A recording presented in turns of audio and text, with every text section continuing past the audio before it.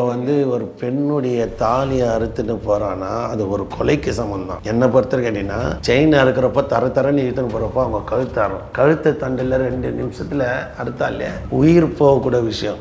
ஒரு மாவட்டத்துலேயும் ஒரு 100 பேர் ஸ்பெஷல் டீமாக இந்த செயின் பறிப்பு சம்பவம், இந்த சிறுமிகள் பலாத்காரம், இந்த பெண்கள் பாலியல் பலாத்காரம் பண்ணுறவங்களுக்கு ஒரு ஸ்குவாட் டீம் மாதிரி ஒன்று எப்பயுமே அவங்க அலர்ட்டாக இருக்கணும். ஒரு சிஎம் வராங்கன்னா இப்போ கன்னியாகுமரி மாவட்டத்துக்கு டூரிஸ்ட் பிளேஸ்ட்டு காலையில் ஒரு ஃபேமிலி போகுது, ஒரு பொம்பளை கிட்ட ஒரு 5,000 செயினை திருடுறாங்க. டூரிஸ்ட்டுக்கு வந்தவங்க கண்டிப்பாக போய் செயினை அறுத்துட்டு ஸ்டேஷனில் போய் கம்ப்ளைண்ட் கொடுப்பாங்களா? கொடுக்க மாட்டாங்க, கண்டிப்பாக கொடுக்க மாட்டாங்க. ஒரு சிலர் போய் கொடுப்பாங்க. கொடுத்துட்டு விசாரணைன்ற பேரில் 10 வாட்டி கன்னியாகுமரிக்கு போனாங்கன்னா அது அந்த டிப்ரெஷஸ் பேஷண்ட் ஆகிடுவாங்க. அப்படி பண்ணி 300 சம்பவம் கன்னியாகுமரியில் நடக்குது. அதாவது நான் அதிகாரி, என்னை யாரும் கேள்வி கேட்கக்கூடாது. நீ யாரை கேள்வி கேட்க? அந்த கட்ஸ் அவங்களுக்கு வந்துடும். ஆணவம், காவல்துறைக்கு உண்டான அந்த ஆணவம் எதில் இருக்கணும்? குற்றவாளிகளுக்கு இருக்கு. குற்றவாளிக்கு எதிராக தான் இருக்கணும் அந்த ஆணவம். நீங்கள் குற்றவாளிக்கு எதிராக இல்லாமல் ஆவடியில் பார்த்தீங்கன்னா 139 செயின் பறிப்பு சம்பவம் ஆவடியில் மட்டும். ஆவடி எந்த ஆண்டுலேருந்து எந்த ஆண்டு வரைக்கும்? 4 வருஷம், 2020லேருந்து 2024. ஆவடி செங்குன்றத்தில் பார்த்தீங்கன்னா 102. இப்போ அது ஆவடியில் அதிகமாக நடக்குது.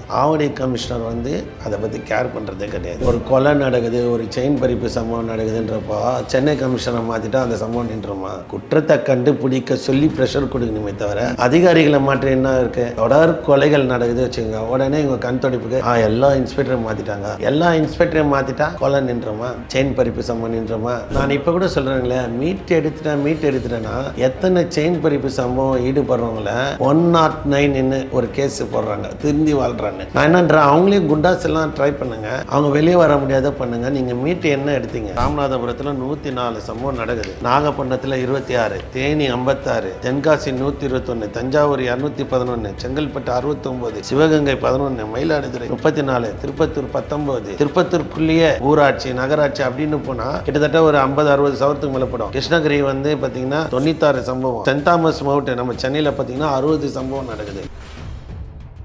எனக்கு தெரிஞ்சு 2000 சவரத்துக்கு மேலே காவல்துறையால் கண்டே பிடிக்க முடியலன்னு இருப்பேன். ஏன்னா 61 மாவட்டத்தில் நம்ம வந்து ஜஸ்ட்டு ஒரு 50 சவரம் என்ட்டு போட்டாலே 3000 சவரத்துக்கு மேலே போவோம். நம்ம ஒரு 20 சவரம் என்ட்டு போட்டாலே 1200 சவரம் மேலே வரும். ஆனால் 20 சவரம்லாம் கிடையாது. ஒவ்வொரு மாவட்டத்துலேயும் கீழே இருக்கிற காவல் நிலையம், டிஸ்ட்ரிக்ட் காவல் நிலையம், அது கீழே இருக்கிற காவல் நிலையம் ஒரு இது. அப்போ டோட்டலாக கேஸே எடுக்காது நிறைய இருக்குது. சார் ஜெயிலுன்னா பெயில் இருக்கும், இந்த லிஸ்ட்டு நம்ம எடுக்கணும்ல. இப்போ பெரும் குற்றம் சம்பவம் பண்ணுறவங்க எல்லாருமே இப்போ பெரிய ரவுடிங்களை பார்த்தீங்கன்னா வழிமறிச்சு 150 ரூபா ஆட்டோல கேட்டாருன்னு இப்போ அவங்களாம் அந்த லிஸ்ட் உள்ள வருவாங்க. புட்டாப் கேஸ் என்ன சொல்லுவாங்க, அந்த புட்டாப் கேஸ் மாதிரி போடுவாங்க. நான் என்ன கேட்குறேன்னா, காணா போயிடுச்சு, ஓகே, ஒருத்தன் விற்கிறது எப்படி விற்கிறான்? அவனை வலியத்துக்குள்ளே ஏற்றுவாங்க. நான் திருடிட்டேன்பா, நான் செயின் அறுத்துட்டவனே நான் எப்படி விற்கிறேன், அதை எப்படி பணமாக்குறேன், யாரெல்லாம் எனக்கு ஹெல்ப் பண்ணா, எப்படிலாம் வந்தது கண்டுபிடிச்சா 75% குற்றவாளிங்க.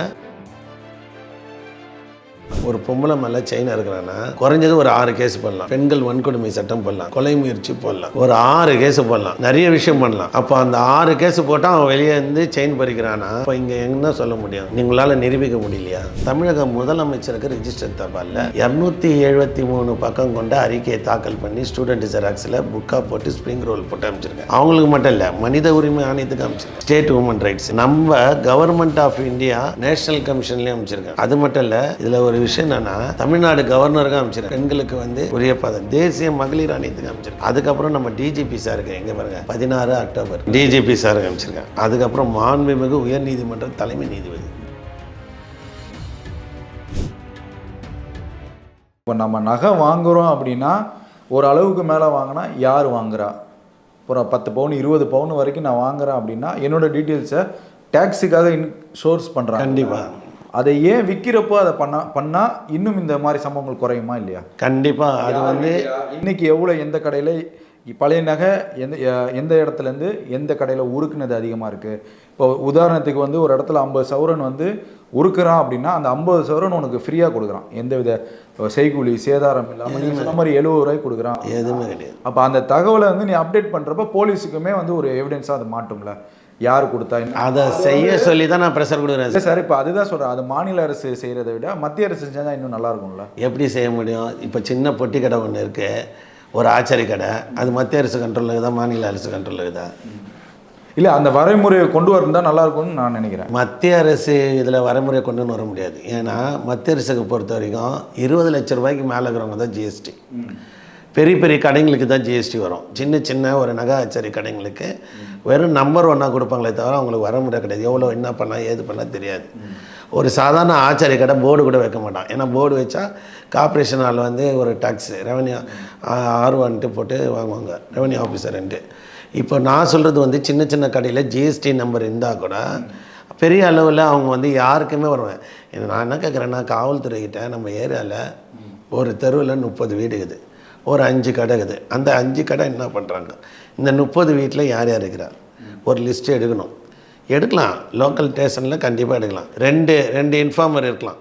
காவல்துறை கட்டுப்பாடு, காவல்துறையில் வந்து காவலர்கள் தட்டுப்பாடு இருந்தாலும் ஒருத்தன் கூட உங்களுக்கு கிடைக்க மாட்டேன்னா ஒரு தெருவுக்கு ஒருத்தனை வச்சு அந்த இடத்துல என்ன நடக்குது, இந்த வீட்டில் 10 பேருன்னா என்ன வேலை பண்ணுறான், ஒரு தகவலை சேகரிக்கலாம். ரெண்டாவது, இப்போ பார்த்திங்கன்னா ஒரு சின்ன கடை கவர்மெண்ட்டுக்கே சவாலாக இருக்குது. என்ன சவால், ஒரு 50 சவரம் உருகிறான், 100 கிராம். நான் சொல்கிறேன், சவரமே உருக்குறதுக்கு எவ்வளோ சார் சொன்னீங்க? வெறும் 70 ருபீஸு. எத்தனை பவுன் வரைக்கும்? 8.5 பவுன் ஒரு சவரம். அதாவது ஒரு கிராமுக்கு 100 கிராம் வரைக்கும் 70 ரூபா. அவன் ஒரு 100 கிராம்ன்றது 1000 கிராம் இருக்கிறான்னா 700 ரூபாயில் 700 கிராம் அவன் தட்டின்னு போயிடான். ஒரு 1000 கிராம் திருட்டு நகையில் இன்னொரு திருட்டு நடக்குது. இப்போ இவனுக்கு ஒரு 5 கிராமாவது அதுலேருந்து எடுத்துருவான், இவனுக்கு அதில் லாபம்.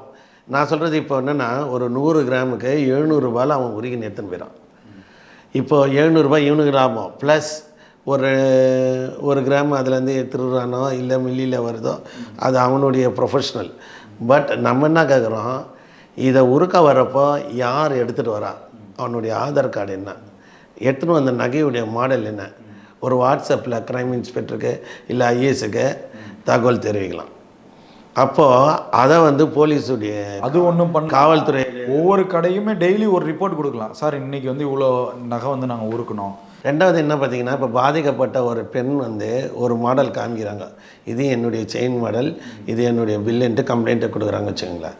அந்த மாடல் செயின் சென்னையில் ஒரு நெட்வொர்க், இவங்க ஒரு ஆப்பு கூட வச்சுக்கலாம், காவல்துறை ஒரு ஆப் வச்சு இன்றைக்கி இந்த மாடல் செயின் காணா போயிருக்கு, இது எங்கே உருக்க வந்தாலும் எந்த பெரிய கடைக்கு விற்பனைக்கு வந்தாலும் இந்த மாடல் செயினை எங்களுக்கு. இப்போ எல்லாம் நவீனமாயிடுச்சு, எல்லாமே நவீனமாயிடுச்சு. ஒரு சிஸ்டம் ஆன்லைனில் இவங்களுடைய நெட்வொர்க்குக்கு ப்ராசஸிங் பண்ணியிருக்கணும். இப்போ காணா போனவங்க மதுரையிலேருந்து ஒரு செயினை வந்து அந்த மாடலையும் இத்தனை சவர செயின் இத்தனை எம்எல் இருக்குன்னு சொல்கிறாங்க வச்சுங்க.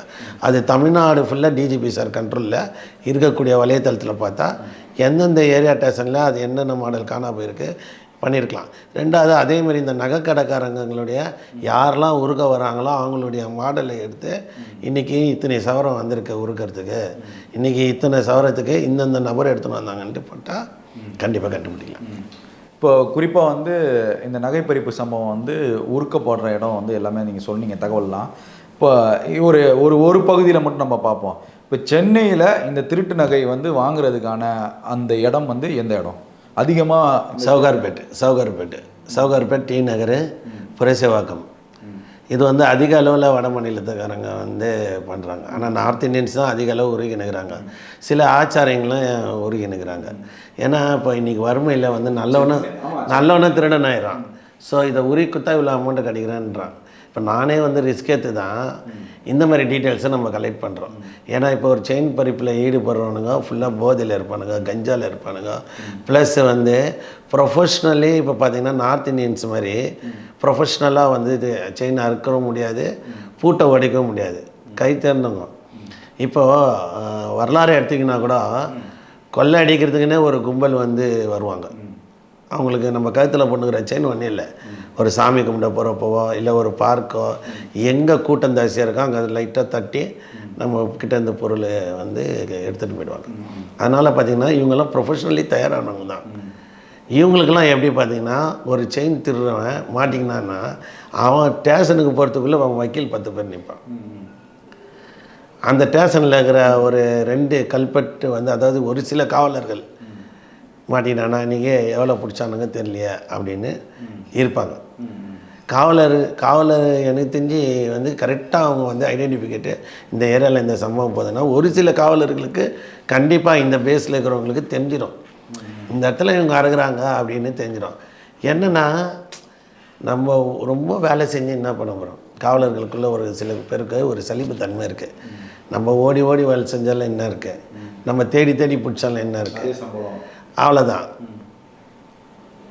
இப்போ தமிழகத்தில் பார்த்திங்கன்னா எல்லா மாவட்டத்துலேயும் அந்த மாதிரி வந்து ஸ்பெஷலாக அடிச்சிருக்கானுங்க. ஸ்பெஷலாக வந்து ஆக்டிவாக இருக்கிற போலீஸ்க்கு ஒரு ஊதியம் எக்ஸ்ட்ரா கூட கொடுக்கலாம். இப்போ வந்து ஒரு பெண்ணுடைய தாலியை அறுத்துட்டு போகிறான்னா அது ஒரு கொலைக்கு சமந்தான். என்னை பொறுத்த கேட்டிங்கன்னா செயின் அறுக்கிறப்போ தரன்னு இழுத்துன்னு போகிறப்போ அவங்க கழுத்தாரும், கழுத்து தண்டில் 2 நிமிஷத்தில் அறுத்தாலே உயிர் போகக்கூடிய விஷயம். ஒரு கொலை நடக்கிறதுக்கு தடுக்கிற மாதிரி தான் செயின் பறிப்பு சமம். நகைக்காக கண்டிப்பாக ஒரு கொலை நடக்கும். அவனுக்கு தேவை அந்த பொருள்ன்றதால கத்தி எடுத்து வெட்டுவான், என்ன செயல் வேணாலும் தின்னுவான். ஸோ இந்த ஃபீல்டுங்களை பிடிக்கிறதுக்கு ஒவ்வொரு மாவட்டத்துலேயும் எனக்கு தெரிஞ்சு ஒரு 100 போலீஸ் போடணும். ஏன்னா இது வந்து பெண்களுக்கான சமாச்சாரம். ஆண்கள் கிட்டேருந்து அந்த அளவு செயின் இப்போ 100ல் வந்து 20% கூட ஆண்கள் கிட்டே இருக்காது. பெண்கள் தான் தங்களை அழகுபடுத்திக்கணும், எங்கள் வீட்டுக்காரர் என்ன நல்லா வச்சுருக்காரு அப்படி சொல்லி பெண்கள் நகையை அதிகமாக வந்து விரும்புவாங்க. ஒரு தாலியும் நகை இருக்கணும், ஒரு கம்பல் போடணும், ஒரு மாட்டில் போடணும், சின்ன சின்ன விஷயம் கணவர் கொடுக்கக்கூடிய ஒரு சின்ன சின்ன விஷயத்தை கூட அதை எல்லாத்தையும் மிச்சம் பண்ணி சின்னதாக ஒரு அமௌண்ட்டை சேர்த்து ஒரு ஆசையாக வாங்குவாங்க. அவங்க அஜாகர்ஜியாக போகிறப்போ அடிக்கிறன்றப்போ தமிழ்நாட்டிலே வந்து பார்த்திங்கன்னா இந்த பெண்களுக்கு வந்து அவங்களுடைய உடைமைக்கு ஒரு பாதுகாப்பு கொடுத்த மாதிரி இருக்கும். ஒரு மாவட்டத்துலேயும் ஒரு 100 பேர் ஸ்பெஷல் டீமாக இந்த செயின் பறிப்பு சம்பவம், இந்த சிறுமிகள் பலாத்காரம், இந்த பெண்கள் பாலியல் பலாத்காரம் பண்ணுறவங்களுக்கு ஒரு ஸ்குவாட் டீம் மாதிரி ஒன்று எப்பயுமே அவங்க அலர்ட்டாக இருக்கணும். 100 பேர். ஒரு சிஎம் வராங்கன்னா ஆளே 10ங்கிறீங்களா? நாளைக்கு அதுதான் நான் சொல்கிறேன், இந்த மாதிரி டீமுங்களை போடணும். அதில் வந்து இந்த மாதிரி டீமில் லோக்கல் பாய்ஸ் கிளப்பில் இருக்கிற ஒரு நல்ல பசங்களை உள்ளே சேர்க்கணும். இப்போ பார்த்தீங்கன்னா ஒரு சிஎம் வராருன்னா உங்களால் 500 போலீஸ் 300 போலீஸ் நிறுத்த முடியுது. ஒரு பிரைம் மினிஸ்டர் வராருன்னா ஒரு 5000 பேர் 10,000 போலீஸ் பாதுகாப்பு போட முடியுது. சாமானிய மக்கள் ஓட்டு போட்டு தேர்ந்தெடுக்கக்கூடிய நபர்களுக்கு இவ்வளோ தரீங்க, மக்களுக்கு என்ன பாதுகாப்பு தரீங்க? ஒரு ஸ்டேஷனில் எனக்கு தெரிஞ்சு ஒரு 30 பேர் இருக்க மாட்டாங்க. ஒவ்வொரு காவல் நிலையத்தில் 30 பேர் இருப்பாங்களா? ஸ்ட்ரென்த்து எந்த ஸ்டேஷனில் அதிகமாக இருக்குது? நீங்கள் கணக்கு போட்டிங்கன்னா ஒரு ஸ்டேஷனில் ஒரு 15 எஸ்ஏ இருப்பாங்களா? இல்லை, அவ்வளோலாம் இருக்காது. இருக்கணும்ல, இருக்கணும். ஒரு தொகுதியில் எவ்வளோ ஓட்டு இருக்குது? ஒரு எழும்பூர் பகுதி நம்ம எடுத்துக்கலாங்க, கண்டிப்பாக ஒரு 10 லட்சம் ஓட்டு இருக்கும். அப்போ அந்த 10 லட்சம் பேரை மெயின்டைன் பண்ணுறதுக்கு எவ்வளோ போலீஸ் இருப்பாங்க? குறைஞ்சது 1500. எனக்கு தெரிஞ்சு 10 லட்சன்றதை கம்மியாக தான் நான் சொல்கிறேன். ஒரு 1500 ஒரு அப்ராக்சிமேட்டாக சொல்கிறேன். அந்த ஒரு மாவட்டத்துலேயும் நீங்கள் எடுத்தீங்கன்னு வச்சிங்களேன், எவ்வளோ போலீஸ் இருக்கணும்? எப்படி பார்த்தாலும் 1000 போலீஸ்க்கு மேலே இருக்கணும். ஒரு டிஸ்ட்ரிக்டை கண்ட்ரோல் பண்ணுறாங்கன்னா காவலர்களை எனக்கு தெரிஞ்சு இப்போ மதுரை மாவட்டம்லாம் பார்த்திங்கன்னா எனக்கு தெரிஞ்சு ஒரு 10,000 போலீஸாவது இருக்கணும். இப்போ கன்னியாகுமரி மாவட்டத்துக்கு டூரிஸ்ட் பிளேஸ்ட்டு காலையில் ஒரு ஃபேமிலி போகுது, ஒரு பொம்பளை கிட்ட ஒரு 5,000 செயினை திருடுறாங்க. டூரிஸ்ட்டுக்கு வந்தவங்க கண்டிப்பாக போய் செயினை அறுத்துட்டு ஸ்டேஷனில் போய் கம்ப்ளைண்ட் கொடுப்பாங்களா? கொடுக்க மாட்டாங்க, கண்டிப்பாக கொடுக்க மாட்டாங்க. ஒரு சிலர் போய் கொடுப்பாங்க. கொடுத்துட்டு விசாரணைன்ற பேரில் 10 வாட்டி கன்னியாகுமரிக்கு போனாங்கன்னா அந்த டிப்ரெஷஸ் பேஷண்ட் ஆகிடுவாங்க. அப்படி பண்ணி 300 சம்பவம் கன்னியாகுமரியில் நடக்குது. ஒரு 4-5 வருஷத்தில் கன்னியாகுமரியிலே பார்த்தீங்கன்னா 300. அதுதான் சார் அடுத்த கேள்வியும் உங்கள்கிட்ட அதுதான் வரலான்றதேன். இப்போ ஆர்டிஐலேருந்து ஒரு அதிர்ச்சிகரமான ஒரு தகவல் வெளியாகிருக்குன்னு நான் கேள்விப்பட்டேன்.